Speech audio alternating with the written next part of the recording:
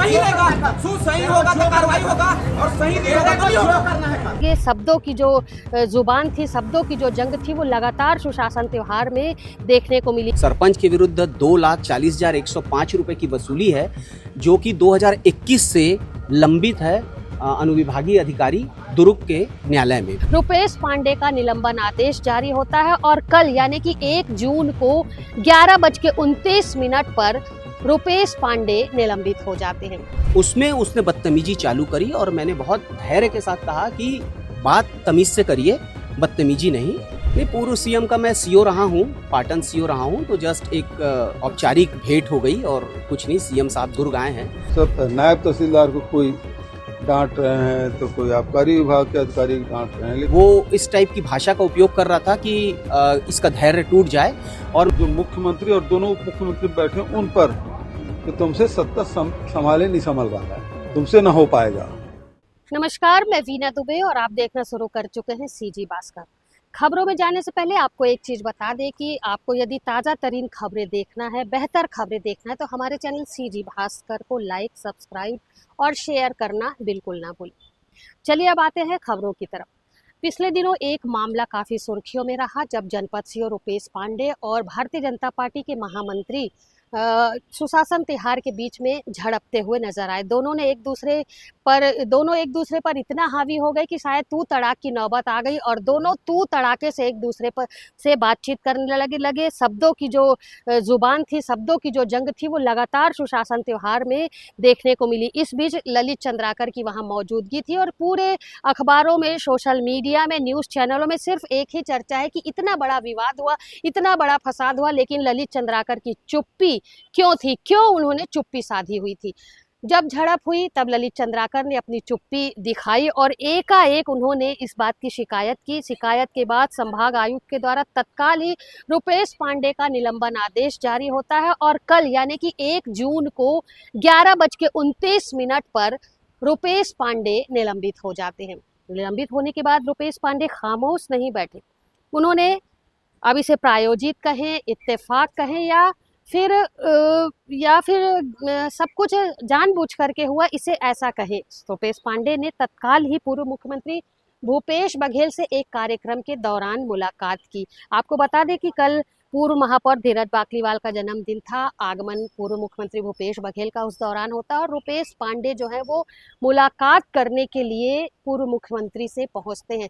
मैंने आपको पहले भी कहा कि अचानक मुलाकात हुई या फिर ये सारी कुछ पहले से प्रायोजित था, ये हम नहीं कह सकते, लेकिन मुलाकात तो हुई है दोनों की। रुपेश पांडे और भूपेश बघेल ने मुलाकात के दौरान क्या कुछ बातें की, क्या कुछ उन दोनों के बीच चर्चा हुई, ये भी अभी पूरी तरीके से जानकारी नहीं हो पाई है इस बात की, लेकिन मुलाकात हुई है। मुलाकात को लेकर के जब सवाल किया गया, रुपेश पांडे जो जनपद सीओ थे उनसे जब बातचीत की गई, तो उन्होंने जो कुछ कहा है आइए आपको भी सुनाते। लेकिन उनका साफ तौर पर कहना था कि उनके साथ जो भी घटना घटी है पूर्व में प्रायोजित वो घटना थी।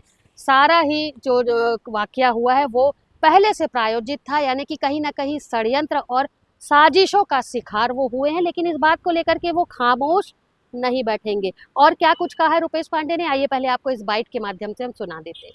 तो इस वीडियो में दिख रहा है कि आप मतलब डांट फटकार रहे हैं और सामने से जो युवक था उसका कहना है कि उसमें कुछ भी नहीं हो रहा। पूरी सच्चाई क्या थी? देखिए, 29 तारीख का जो वो घटना है, वो घटना की पृष्ठभूमि ऐसी है कि वो व्यक्ति पुराण देशमुख है और वर्तमान में वो भारतीय जनता पार्टी के अंडा निकुंभ का महामंत्री है।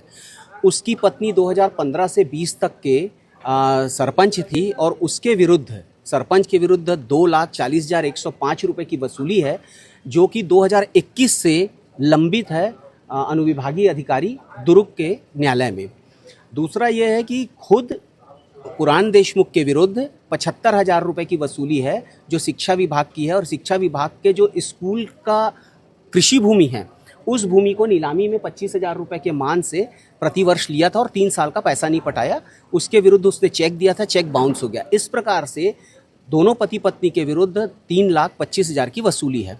इस वसूली को अपास्त करने के लिए वो बहुत दिनों से मेरे से प्रयास कर रहा था, तो मैंने, जब तक वह वसूली होगी नहीं तो अपास्त किया नहीं जा सकता। लेकिन विवाद का कारण उसने एक सामुदायिक भवन को बताया। सामुदायिक भवन में किसी प्रकार का स्टे नहीं था। 27/1/2025 को नायब तहसीलदार के न्यायालय से वो स्टे हट गया था और स्टे हटने के बाद सामुदायिक भवन शासकीय भूमि में जो मिल रहा था, वर्तमान सरपंच जो हैं नंद साहू, उन्होंने उसे पूर्ण कराया। पूर्ण कराने के बाद हमने उसका राशि जारी कर दिया। वो इसी से व्यथित होके, और जो 55 सेकंड का वीडियो है जो आपको 7 सेकंड का मिला है, उसमें सिर्फ एक पक्ष दिखा रहा है, लेकिन जो 55 सेकंड का वीडियो है उसमें उसने बदतमीजी चालू करी। और मैंने बहुत धैर्य के साथ कहा कि बात तमीज़ से करिए, बदतमीजी नहीं, और क्रिया की प्रतिक्रिया हो गई, इससे ज़्यादा कुछ नहीं है। मैंने कोई अशिष्टता नहीं की है। सर, आपको टारगेट किया जा रहा है क्या? अब टारगेट ही है कि आप देखेंगे कि कोई एक पत्र भी 16/5/2026 का एक पत्र जो चल रहा है सोशल मीडिया में किसी और की पदस्थापना के लिए, और फिर ये घटना, तो ये दोनों चीज को अगर संबद्धता करेंगे तो आपको षड्यंत्र पता चल जाएगा। निलंबित भी हो चुके हैं आप? हाँ, मैं निलंबित हो गया हूँ। अभी 11:29 को कमिश्नर साहब ने एक पक्षी कार्रवाई की है। मैंने अपना जवाब भी दिया है और मेरे जवाब से वो असंतुष्ट हैं, तो मैं चीफ सेक्रेटरी को उसके विरुद्ध अपील करूंगा। और न्याय के लिए तो हाई कोर्ट खुला ही हुआ है। सर, पूर्व सीएम से आप मिले भी आज, हाँ, क्या कहना चाहेंगे? नहीं, पूर्व सीएम का मैं सीओ रहा हूँ, पाटन सीओ रहा हूँ, तो जस्ट एक औपचारिक भेंट हो गई और कुछ नहीं। सीएम साहब दुर्ग आए हैं तो एक औपचारिक भेंट। अच्छा, सुशासन कार्यक्रम में क्या मतलब टारगेट करके प्री प्लान तरीके से वो आए थे कि सडनली सब कुछ हो गया? नहीं, टारगेट करके ही वो आया था, क्योंकि उसके आधा घंटा पहले से वो इस टाइप की भाषा का उपयोग कर रहा था कि इसका धैर्य टूट जाए, और मैं लेकिन उसकी प्रतिक्रिया नहीं किया, क्योंकि बहुत गंदी भाषा का वो उपयोग कर रहा था। और विधायक जी के सामने वो ऐसी भाषा का उपयोग कर रहा है और विधायक जी चुप हैं और उसको चुप नहीं करा रहे हैं। उनकी पार्टी का एक पदाधिकारी है और उसे चुप नहीं कराना, तो मुझे समझ में आता है कि कहीं ना कहीं तो एक षड्यंत्र हो चुका है। सर, किसी अधिकारी का आपके पास अभी कॉल आया क्या? नहीं, कोई अधिकारी का कॉल नहीं आया है। और कोई अधिकारी क्या होता है कि ऐसे इतने साहसी अधिकारी नहीं है कि निलंबन के बाद किसी अधिकारी को कॉल कर दे जो निलंबित हो जाए। इतने साहसी अधिकारी नहीं है, आप इसको बिल्कुल दिखा भी सकते हैं। ये तो थे रुपेश पांडे, जनपद सीओ, जिन्होंने अपनी बातें मीडिया के समक्ष रखी है। आपने सुना, उन्होंने इस पूरे घटनाक्रम को षड्यंत्र बताया है, साजिश बताया है, और उनका कहना यह भी है कि वो खामोश नहीं बैठेंगे। वहीं इस विषय को लेकर के भूपेश बघेल भी कहाँ खामोश बैठने वाले थे। पूर्व मुख्यमंत्री भूपेश बघेल जो है वो अपने बयानों से लगातार सुर्खियों में रहते हैं, और इस बार भी उन्होंने एक बयान दिया है। बयान में वो स्पष्ट रूप से कहते हुए नजर आ रहे हैं कि भारतीय जनता पार्टी के शासनकाल में कोई भी खुशी नहीं है। कार्यकर्ता जो है वो आम जनता को परेशान कर रहे हैं, पदाधिकारी जो हैं वो अधिकारियों को परेशान कर रहे हैं, अधिकारियों से उलझ रहे हैं, चाहे वो CMHO हो, चाहे वो पटवारी हो, चाहे वो CO हो, चाहे वो नायब तहसीलदार हो। इसके साथ ही उन्होंने ये भी कहा कि जो भाजपा के ही रमन सिंह है, डॉक्टर रमन सिंह जो है, उन्होंने भाजपा की तरफ इशारा करते हुए स्पष्ट रूप से कहा है, बेमेतरा कार्यक्रम के दौरान दीपेश साहू जो विधायक है उनके विवाह के दौरान जो रमन सिंह है उन्होंने कहा है कि शायद भारतीय जनता पार्टी के लोगों से अब सत्ता संभाली नहीं जा रही है, तो वो अब खामोश रहे। क्या कुछ कहा है पूर्व मुख्यमंत्री भूपेश बघेल ने रमन सिंह को लेकर के, रमन सिंह ने क्या कुछ कहा है, वो कहते नजर आ रहे हैं भूपेश बघेल। आइए आपको भी सुना देते हैं। सब नायब तहसीलदार को कोई डांट रहे हैं, तो कोई आबकारी विभाग के अधिकारी डांट रहे हैं, लेकिन कहीं CMO से उलझ रहे हैं, कहीं कोई किसी से उलझ रहा है, भारतीय जनता पार्टी के लोग उलझ रहे हैं, आम जनता और किसान उलझ रहे हैं। लेकिन इन सब का जो सार है कल बेमेतरा में देखने को मिला है, जिसमें रमन सिंह जी कहते रहे हैं SP कलेक्टर को, लेकिन इशारा जो मुख्यमंत्री और दोनों उप मुख्यमंत्री बैठे उन पर कि तुमसे सत्ता संभाले नहीं संभल रहा है, तुमसे ना हो पाएगा, ये रमन सिंह ने कल कह दिया है। तो क्या मान लीजिए प्रदेश में सब ठीक नहीं चल रहा है? प्रदेश में सब ठीक नहीं चल रहा है। और भाई प्रदेश में सबसे बड़ा नेता भी कौन है भारतीय जनता पार्टी में? रमन सिंह, तो 15 साल मुख्यमंत्री रहे हैं, अभी विधानसभा का अध्यक्ष हैं, उससे अनुभव नहीं भाजपा में कोई। वो कल उन्होंने सर्टिफिकेट दे दिया, फेल। ग्राम थनौद में जो वाद विवाद हुआ है, जनपद सीओ रुपेश पांडे और महामंत्री भारतीय जनता पार्टी के जो है देशमुख जो हैं उनके साथ में जो कुछ भी विवाद हुआ है उसे लेकर के आपने नतीजा देख लिया कि निलंबन का आदेश जारी हो गया है। बयानबाजी हुई, पूर्व मुख्यमंत्री भूपेश बघेल ने क्या कहा ये भी आपने सुना, जनपद सीओ ने इस पूरी प्रक्रिया को लेकर के क्या कहा वो भी आपने सुना।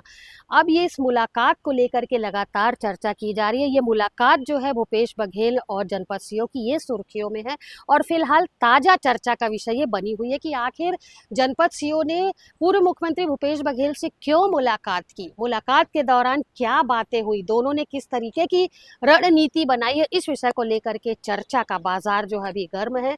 फिलहाल ये जो मुलाकात हुई है दोनों की, उसका क्या नतीजा निकल करके सामने आता है ये देखने वाली बात होगी। लेकिन अभी जिस तरीके से बातें चल रही हैं सोशल मीडिया में हो, चाहे अखबारों में हो, चाहे चैनल के माध्यम से जो चर्चा चल रही है उस पर जनपद सीओ जो है वो लगातार सुर्खियों में बने हुए। फिलहाल इस पर क्या अपडेट आएगी, इस मुलाकात का क्या नतीजा निकलेगा, इसे लेकर के मैं आपके सामने फिर मौजूद होंगी और एक फिर ताज़ा अपडेट आपको हम सीजी भास्कर चैनल के माध्यम से आप तक ज़रूर पहुंचाएंगे। लेकिन जाते जाते आपसे वही निवेदन, वही दरकार कि हमारे चैनल सीजी भास्कर को लाइक और सब्सक्राइब करना बिल्कुल ना भूलें। आपके लाइक और सब्सक्राइब करने से हमें हिम्मत मिलता है और हम दुगने उत्साह के साथ कार्य करते। मेरे सहयोगी लक्ष्मीकांत देवांगन के साथ दुर्ग से मैं विनोद।